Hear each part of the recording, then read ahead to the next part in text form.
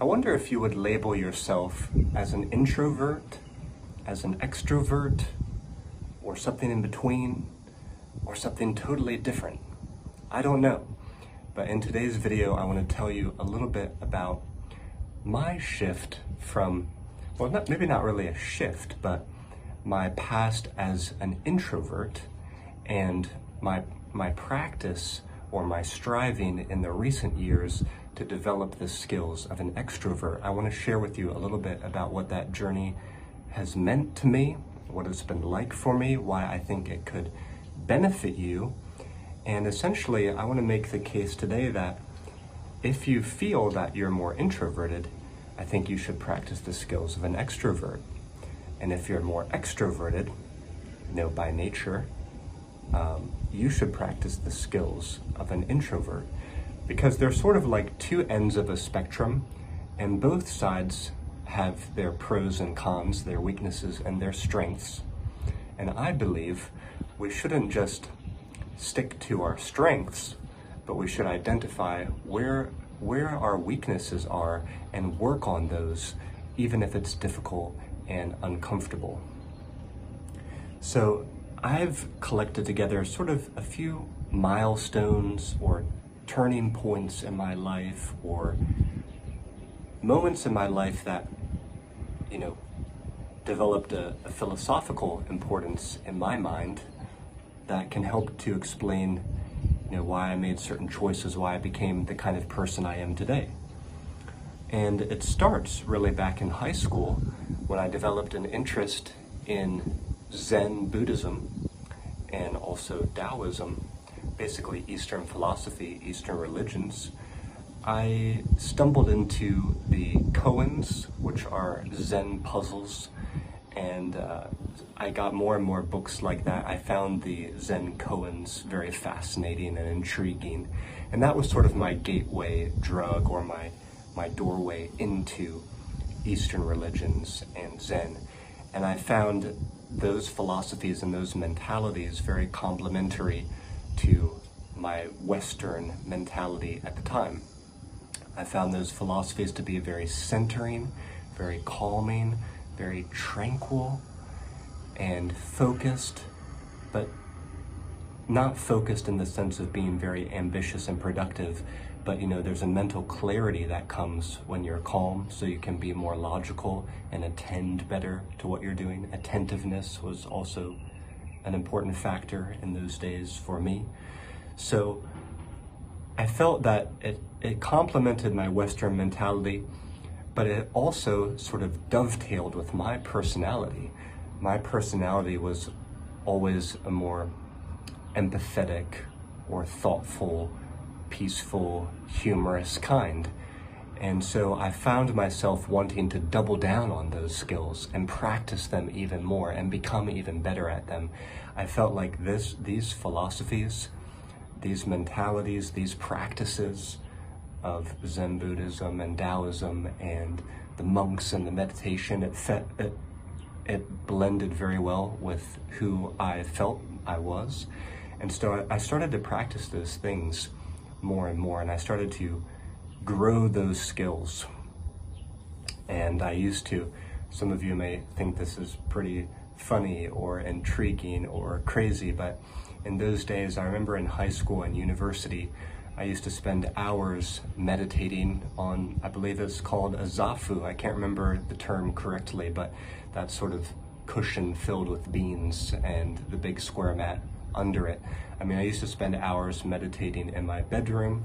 I also used to travel sometimes to Zen centers or Buddhist monasteries near where I lived to practice meditation in small groups and learn from the head monks. So I was training myself in the ways of solitude and a peaceful, quiet mind, a non-contending mind, a non-ambitious mind. Don't know if these are even real words, I'm just sort of making up words here. But I was training in that sort of a groove. And it very much felt good to me. It very much felt like an extension of who I was and the way that I wanted to go, the road that I wanted to follow. Got a bit older still, years were passing as I was going through university, and it came time, there came that turning point where I had to figure out what I was going to do in society. What was I going to do for my real job? How could I earn money? And that was a bit of a struggle too, until I realized I could be a teacher. And that also would fit kind of well with me because I liked to learn. I was always curious to try new things, to experiment, and to pass on what I had learned to others. So I felt that if I became a teacher, that would enable me to continue learning and growing throughout my whole life. So I thought, hey, that's not a bad deal because I can really learn about anything that I want and package it and share it with younger people, share it with the next generation. So maybe teaching is the direction I should head in. But the funny thing was, it came time to do my teaching internship, and at that point I was training in primary schools. I also had some experience in preschools. So really the primary school level, we're talking about anything from the preschool level really to 6th grade. I was training in that area, and I was visiting primary schools a lot. It's funny, we don't call them primary schools in the US, but I forget what they're called now. I forget what do we call them? Elementary schools. We call them elementary schools in the US, but really internationally in China, everyone calls them primary schools and then secondary schools and so on. But I was training a lot in elementary schools and the primary schools, same thing.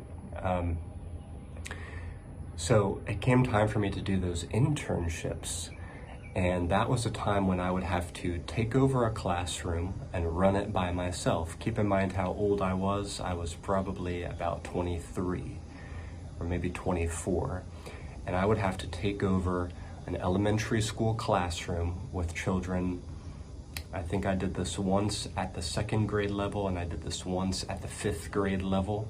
And I was very nervous both times. Actually, I was really quite nervous because I felt like I would be ineffectual as a teacher and a leader. I felt like I wouldn't be able to manage the classroom correctly. Of course, I put on a good face. I put on the right clothes, and I looked the part, but inside I really was very nervous. And I think one of the issues was that I had trained myself so much in the ways of introversion, and I hadn't practiced enough the skills of extroversion.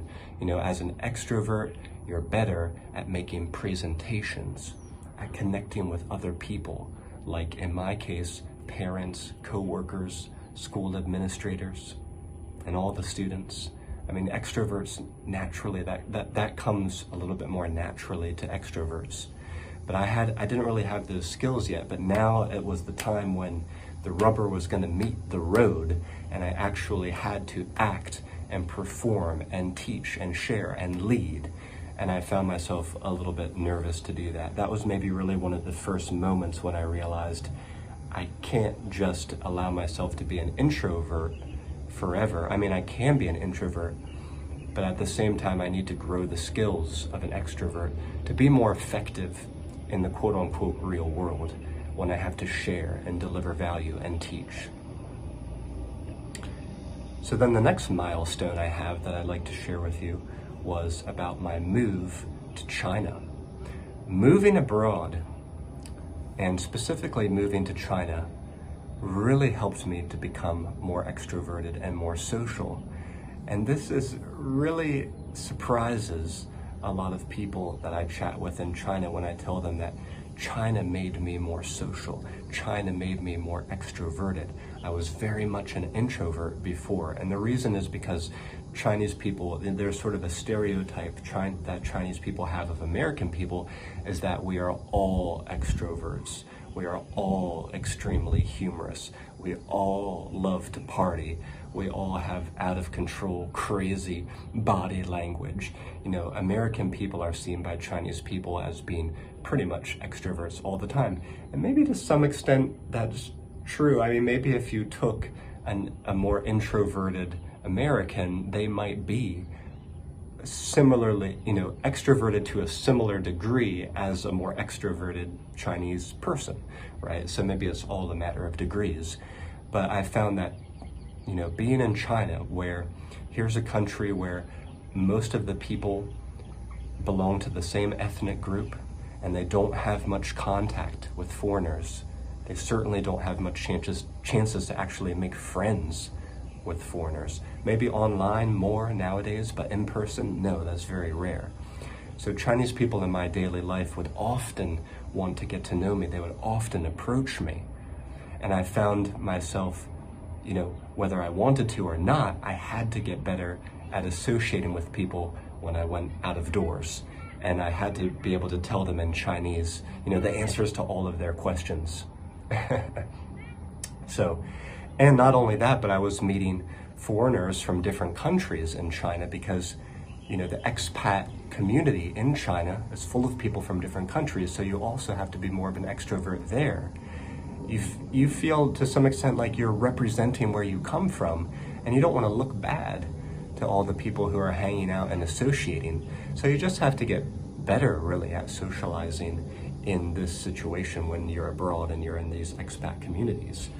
So being in China further built my skills as an extrovert, as a quote-unquote diplomat. I had to get better at representing where I came from and showing the best of who I was. A few more years progressed, and there was kind of this tug of war in my heart, this sort of internal conflict of whether I should enjoy a life of seclusion and create quietly, create anonymously, or should I be willing to put myself out there more and to show up in front of the world. And I felt, as a teacher, maybe I should do that more, because I always told my students and my friends, and especially younger friends, yes, you should follow your dreams. Look at me, I followed my dream and moved to China. But I wasn't actually actively or in concrete ways or in the public eye pursuing my dream. So I felt like a little bit of a hypocrite. So I started to think, if I'm to become a better teacher and a more authentic and sincere teacher, I'm going to need to follow my dream more, just like I see my students doing, and just like I see younger people doing. I often took younger friends and students and children as my inspiration because they felt that they acted so unbound by traditions and preconceived notions of what they should do, who they should be. They seemed much more free, whereas I felt in my own mind I was becoming more and more constrained as I went deeper and deeper into the real society and trained in my job, trained in my profession. So I drew inspiration from students and younger people, and I used to work on my dream alongside of them. We used to develop our dreams together. We still do today. And I encountered a quote around this time. This was another turning point or another milestone for me. I just saw one day randomly a quote, and I had to look this up recently to find out where it came from. I'm still not sure if this is true, but the quote is attributed to a jazz artist named, I think, Art Blakely, and it goes like this: if you're not appearing, you're disappearing. If you're not appearing, you're disappearing. I encountered this quote maybe in my late 20s, and I never forgot it because for me it kind of summarized all of my internal conflict. That made me realize something, which is, I was so young. I'm still young, I think. But I was in my late 20s, and for so long I had been really practicing the art of disappearance. I had been practicing the way of a tranquil, calm mind and a meditator. And so I thought, is that really right to do, Matt? You're so young. It kind of goes against the way that a human progresses through the natural seasons of their life.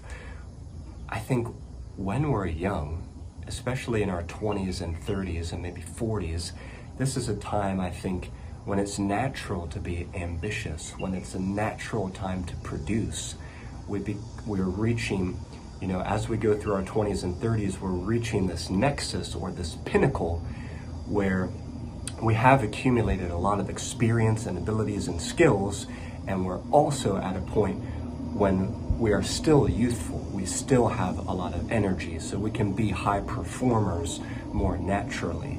So to be practicing introversion at this stage, or doubling down on the strengths of an introvert at this stage, really, it's kind of going against the grain. It's swimming upstream. It's going against the natural way. And so I started to think, have I been practicing making myself disappear before I've even appeared in this world? And is that right to do? Maybe I should be practicing how to appear more so that I can serve others. Maybe I need to practice the ways of an extrovert, even though it's very foreign, very alien to me. Maybe I need to practice my weaknesses and turn them into strengths. So that sort of led me eventually to the idea of language card games. That's my website, that's my product and my service that I'm trying to sell. I make card games for language learners. I host online gaming events for language learning. And I realized that I'm going to have to focus on something that I can be an extrovert around. As an introvert, I can have periods of seclusion where I create, but then I need to flip the switch, become an extrovert, and learn how to share, and learn how to sell, and learn how to create value and get people's dollars in exchange. That was a skill that I wanted to practice. To be a business person, it's quite the opposite skill set of being a teacher. Really, those two things go together, I think, like a husband and wife, or like yin and yang.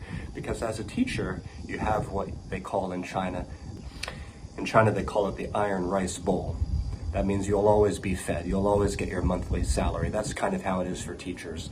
A lot of teachers can teach the same lessons to the same grade level for 10 or 20 or 30 years and always pull the same salary. And I see that as kind of a downfall for a lot of teachers, and I don't want that to happen to me. I don't want to be complacent. A business person could help a teacher with that. A business person could explain how you can never rest on your laurels because someone's going to come and take your food. Someone's going to come and take your salary. There's someone more hungry who's going to outcompete with you and outperform you. And I used to see this as a negative aspect of human society. But I don't really see it that way anymore. I see it as a strength of humans. We can look at the business world in a positive light. This is an arena where you constantly have to create and innovate and be willing to outperform the next guy. And any good businessman, I think he'd be willing to shake the hand of his competitor and say, hey, you bring out the best in me. You force me to do more. You force me to do better. You don't let me rest on what I've done in the past. So this is sort of the healthy way to look at competition. This is the healthy competition that business people are in. So I developed this idea, language card games. You can see what I've built up since 2016. This is at languagecardgames.com. I've been focusing on creating really fun card games that inspire people to deepen their language abilities. Really, whether it's their native language or a foreign language, it doesn't really matter. I'm fascinated by languages. I love language learning. I even love improving my English.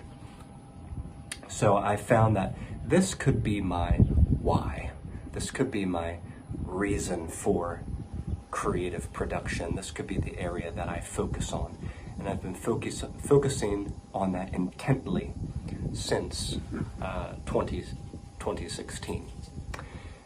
And I've been really forcing myself to do this basically because it is hard.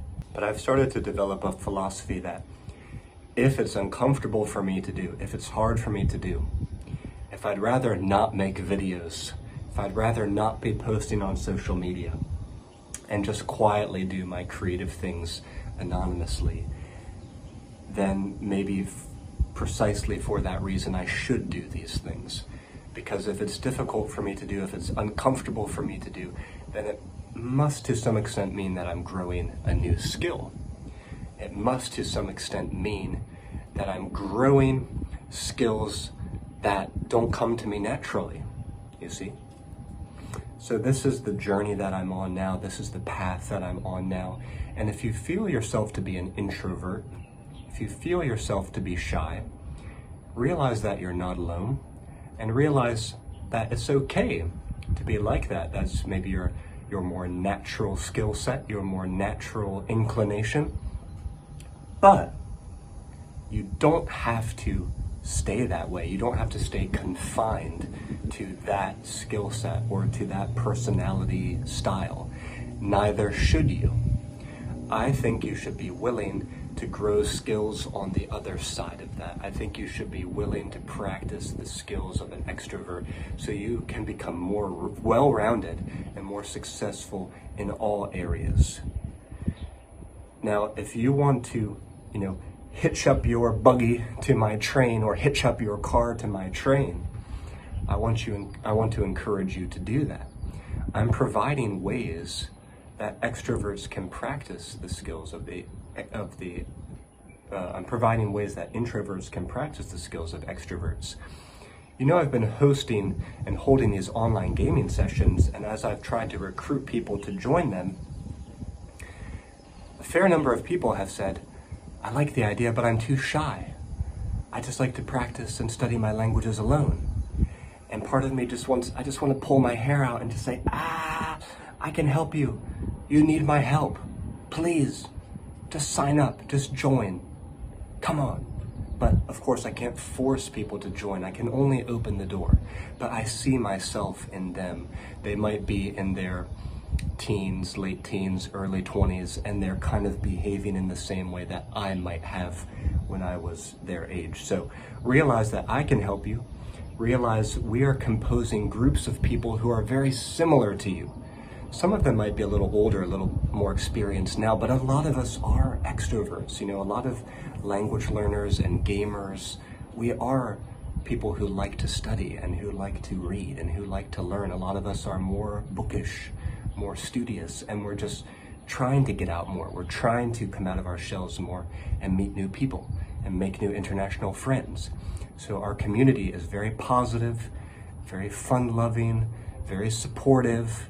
It's a great place to try to come out of your shell a little bit more and meet new people. Don't let social media enable or accommodate your weaknesses as an introvert.